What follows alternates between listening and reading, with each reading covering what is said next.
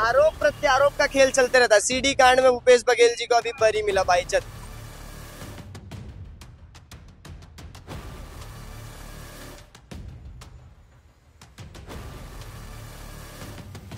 बात यह है कि वो बस हमारे माननीय पूर्व मुख्यमंत्री भूपेश बघेल जी को रोकना चाह रहे हैं और उनसे उनको परेशान नहीं कर पा रहे तो उनके बेटे तक जा रहे हैं बस, और कोई इनका मुद्दा है नहीं। जिंदाबाद जिंदाबाद जिंदाबाद जिंदाबाद जिंदाबाद जिंदाबाद जिंदाबाद। उसमें से 200 मामले में से सिर्फ 2 मामले में कार्रवाई हुई थी, तो इससे ये दर्शाता है कि केंद्र सरकार तो इसे अपना तोता बना के रखी है। ये जैसा बोलेंगे वैसा ये आवाज निकालेंगे, डर बोलेंगे, वो बोलेंगे, तू बोलेंगे।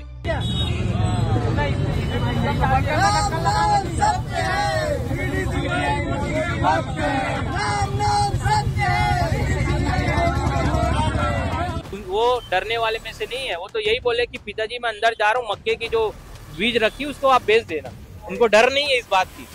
दुर्ग के गांधी चौक में एनएसयूआई के पदाधिकारियों और कार्यकर्ताओं ने एक बार फिर ईडी के विरोध में हल्ला बोल प्रदर्शन किया है और शव यात्रा निकाली है। शव यात्रा को लेकर के जो प्रदर्शन किया गया उसे लेकर के हम एनएसयूआई के कुछ पदाधिकारी और कार्यकर्ता यहाँ पर मौजूद है, उनसे बातचीत करेंगे कि आखिर जो शव यात्रा उन्होंने निकाली है उसका कितना असर एजेंसियों पर होगा, केंद्र सरकार पर होगा। जी बताएंगे, आज एनएसयूआई के द्वारा ईडी की शव यात्रा निकाली गई थी, क्या है मतलब ये किस टाइप का प्रदर्शन? यदि ईडी जो होता है, ईडी जो संस्था बनाई गई है सरकार द्वारा, उनका काम रहता है कि हर किसी पे कार्रवाई करना है, हर किसी को टारगेट करके विपक्ष को जो एंटी बीजेपी है उन पे ये कार्रवाई करते हैं। और इनका सुप्रीम कोर्ट में इनका डेटा निकला, उनको वहाँ के जज भी उनको चेतावनी दिए है कि आप जितना भी कार्रवाई करते हो उसमें से 95% उसमें कोई तर्क नहीं रहता है। तो ईडी एकदम कोई काम की नहीं रही है हमारे नजर में। तो ईडी का मतलब ईडी कहाँ है हमको भी नहीं पता, असली ईडी कहाँ है। ये जो ईडी चल रही है ये तो किसके इशारे में चल रही है, ये ईडी एकदम काम की ईडी नहीं। गिरफ्तारी हुई चैतन्य बघेल की, उसमें कुछ साक्ष्य भी पाए गए, उस पर क्या कहना है? दीदी अभी तक प्रूफ कहाँ हुआ? ये तो विपक्ष तो ये जो अभी सत्ता बीजेपी की सरकार है ये सिर्फ इन पे दबाव डाले पड़ी, इनका नाम खराब करने की कोशिश, इनको मानसिक रूप से कमजोर करने, इनको तोड़ने की कोशिश करे पड़ी। भाजपा क्या एजेंसियों का दुरुपयोग कर रही है? पूरी तरीके से दुरुपयोग कर रही है। थोड़ा करती तो समझ में आता कि सत्ता के मोह में लोग भटक गए हो। ये लोग समझ चुके कि ये अमर है, लेकिन ये समझ नहीं रहे। ये सब साहिबे मसनद है। जो आज साहिबे मसनद है कल नहीं होंगे, जो आज साहिबे मसनद है कल नहीं होंगे। ये किराएदार है, कोई जाती मकान थोड़ी है, और सभी का खून है शामिल यहाँ की मिट्टी में, किसी के बाप का हिंदुस्तान थोड़ी है। ये लोग अपने बाप का हिंदुस्तान समझ रहे हैं, सोच रहे हैं कि ये कभी सत्ता से उतरेंगे ही नहीं। इनकी कुकर्में अभी भी जनता के सामने, लेकिन एजेंसियां इनके हाथ में है, इनके हाथ में पुलिस बल है, इनके हाथ में सब कुछ है। तो ये सोचते हैं कि इनके साथ कुछ नहीं हो सकता, लेकिन जनता सबका जवाब देगी। 2028 के विधानसभा चुनाव में जनता जवाब देगी और भूपेश बघेल की सरकार वापस से चुन के आएगी और तब इनके घोटाले सामने आएंगे। और मोदी को भी, ये तो कठपुतली है। मैं यहाँ विष्णुदेव साय और बाकी के गृह मंत्रियों से क्या बात करूँ, ये सब कठपुतली है। सब जो चलाया जा रहा है ऊपर से चलाया जा रहा है। उनके मतलब चैतन्य बघेल जी का कसूर बस इतना है कि वो उनके बेटे हैं, वो तो राजनीतिक रूप से कभी एक्टिव भी नहीं, वो तो कृषि है, किसान आदमी है। उनको इन्होंने उठाकर जेल में डाल दिया, मानसिक रूप से प्रताड़ित करने की कोशिश की जा रही है। लेकिन हमारे नेता दबने वाले नहीं है और मैं कांग्रेस की तरफ से आश्वासन देता हूँ सभी को कि हमारे नेता बिल्कुल ही साफ और सुथरे हैं और हमें उन पर पूरा भरोसा है। वो जन नेता है और जन के लिए काम करता है। अच्छा दीदी, ईडी अभी तक उस पे कार्रवाई के विरोध में प्रदर्शन आप लोगों ने किया था, कितना असर उसका केंद्र सरकार पर होगा? दीदी केंद्र सरकार से हम लोग बस एक बात बोलना चाहते हैं, जो रमन सिंह जी के बेटे का पनामा आइलैंड का जो किस्सा था उस पे ईडी क्या कार्रवाई की है या फिर कोई भी एजेंसी क्या कार्रवाई की है, वो तो सबके सामने शो भी हुआ था। हर बच्चे को पता है, मेरे हर एक गली गली में बच्चों को पता है कि रमन सिंह जी के बेटे इस आइलैंड वाले मामले में फंसे थे। उस पे ईडी ने क्या कार्रवाई किया? ईडी इस पे कभी कार्रवाई नहीं करी। ईडी को बस बदनाम करना है, शराब की बात करना है। ये बीजेपी सरकार को शराब की बात करना है, शिक्षा की बात नहीं करना है। आरोप प्रत्यारोप का खेल चलते रहता है। सीडी कांड में भूपेश बघेल जी को अभी बरी मिला बाइज्जत। उनके ऊपर इतना बड़ा मामला दर्ज किया गया था, जैसे अभी इसमें वो साक्ष्य आ रहा है सामने, ये आ रहा है वो आ रहा है। उसमें भी कितने कि भूपेश बघेल जी ने ये किया वो किया, उन्हें निर्दोष पाया गया, सुप्रीम कोर्ट ने उन्हें छोड़ दिया। अभी उनको प्रभारी बना दिया गया पंजाब का। पंजाब में उनकी ऐसा स्वागत हुआ कि देख के लोग डर गए। पंजाब में हम चुन के आने वाले, हम छत्तीसगढ़ में आने वाले, हिमाचल प्रदेश में हमारी सरकार है, तेलंगाना में, कर्नाटका में, ये लोग डर चुके हैं। यूपी में उनको वहाँ की समाजवादी पार्टी ने उनको लोकसभा में उनसे अधिक सीट ला दिया। अयोध्या में राम मंदिर बना, अयोध्या हार गए। मैं कैसे कैसे सबूत दूं कि इनकी कमजोरियों के। महाराष्ट्र में ये वोटर आईडी लिस्ट नहीं दिखाते। पूरी तरीके से लोकतंत्र को ना ये लोग खत्म करना चाहते हैं, लेकिन कर नहीं पाएंगे। जो लेफ्ट विंग है ना, बहुत स्ट्रांग है और ये इन लोग इसको समझ भी नहीं पाएंगे, क्योंकि ये उतने पढ़े लिखे ही नहीं है। लगातार कांग्रेस के द्वारा प्रदर्शन किया जा रहा है, लेकिन कार्यवाही तो हो ही रही है।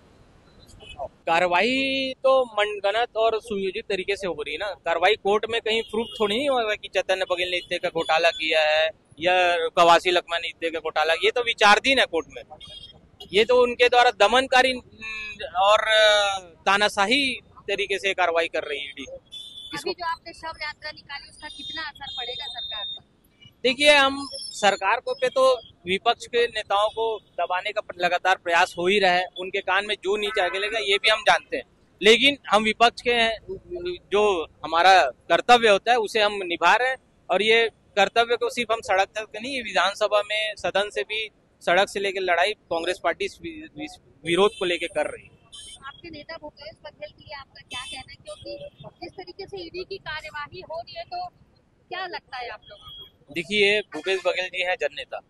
उनको पता है गांव के किसानों के, युवाओं के, महिलाओं की दर्द क्या होती है, किसानों का दर्द क्या होता है।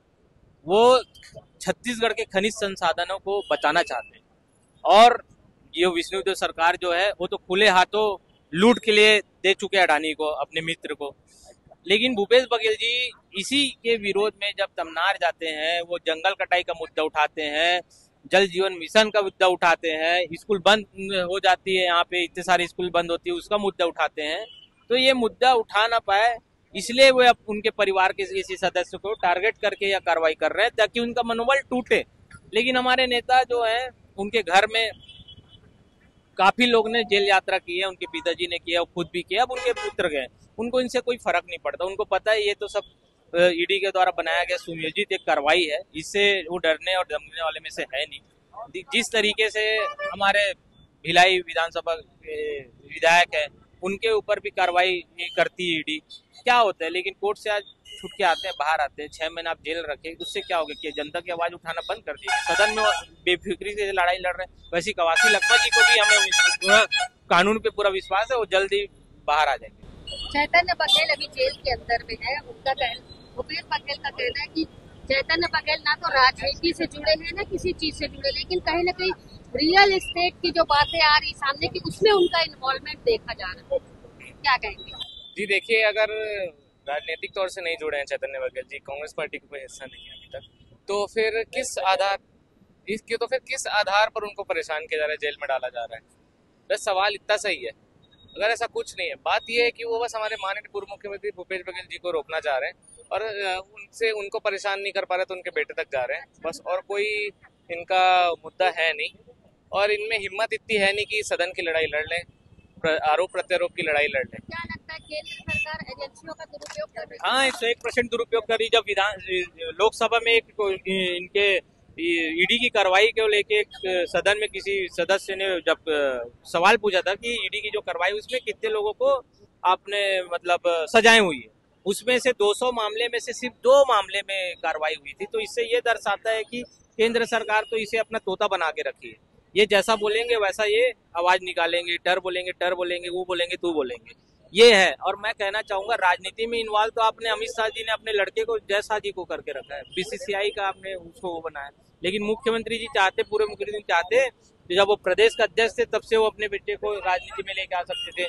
मुख्यमंत्री थे तब भी बहुत से ऑप्शन था राजनीति में लेके आने का, लेकिन उन्होंने अपने परिवार को राजनीति से दूर रखा। वो एक किसान पुत्र और खेती किसानी का काम करते हैं, वो डरने वाले में से नहीं है। वो तो यही बोले कि पिताजी मैं अंदर जा रहा हूँ, मक्के की जो बीज रखी उसको आप बेच देना, उनको डर नहीं है इस बात की। शव यात्रा को लेकर जब हमने एनएसयूआई के पदाधिकारियों से बातचीत की, तो उनका कहना था कि केंद्र सरकार जो है, भाजपा की जो सरकार है, वो कहीं ना कहीं डरी हुई है और एजेंसियों का अब दुरुपयोग किया जा रहा है। और एजेंसियों का जब दुरुपयोग हो रहा है तो लगातार कांग्रेसी नेताओं के ऊपर कार्यवाही की जा रही है।